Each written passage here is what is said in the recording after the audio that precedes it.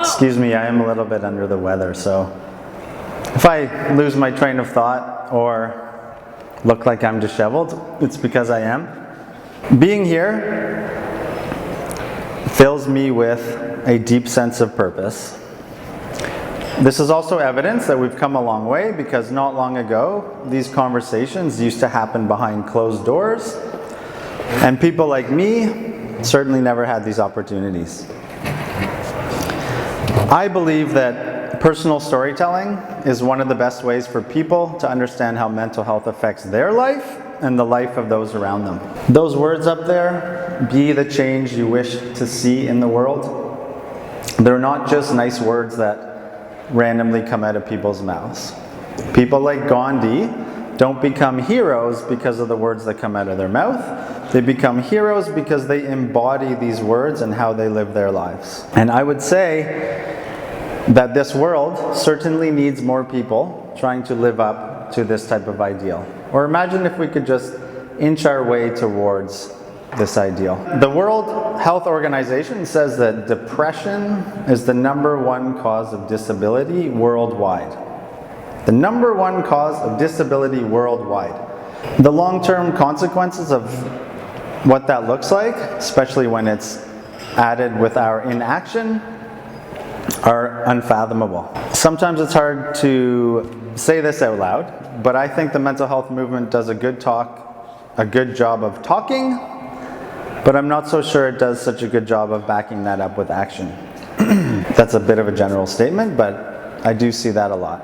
So let your actions speak for themselves. Do less talking and more acting. A video of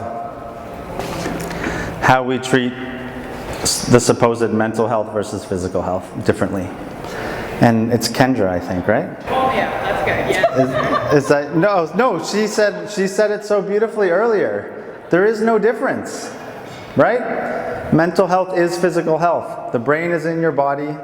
It's an organ. It works like your other organs work.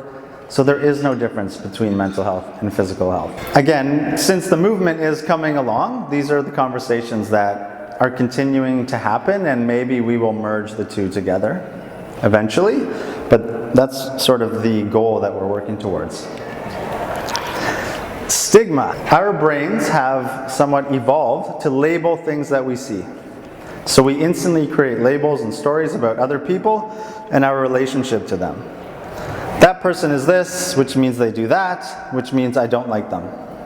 So we use these labels to put other people down to make ourselves feel better. Then we use that story to justify how we treat them. And that's generally how stigma plays out. I assume that all of us have wanted to stop doing something or wanted to do something that we couldn't do. So whether you wanted to turn off the Netflix, I should go to bed, right? Whether maybe you want to stop scrolling on your social media feed, or maybe you want to do a little more exercise or take more time on a hobby, whatever that case may be. I think we can all relate to that. Personally, that struggle of doing things I didn't want to do and not doing things I wanted to do destroyed me.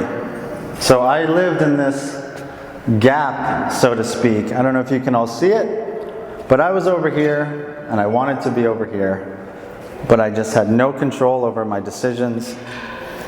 I was a helpless, lost soul. And I'm going to try to tell you what that looked like as my life evolved. Having a family history of mental health issues, problems, illnesses, addictions, it was in my family. And if it's in your family, it doesn't mean that it's going to happen to you. It's just very important to be aware of it, the same way you would want to be aware if you had other illnesses like diabetes or heart disease or whatnot, right? So I got to reiterate that. If it's in your family, it doesn't mean it's going to happen to you. It's just helpful to be aware of it. Certainly for my brother and I, it would have been very helpful for us to be aware.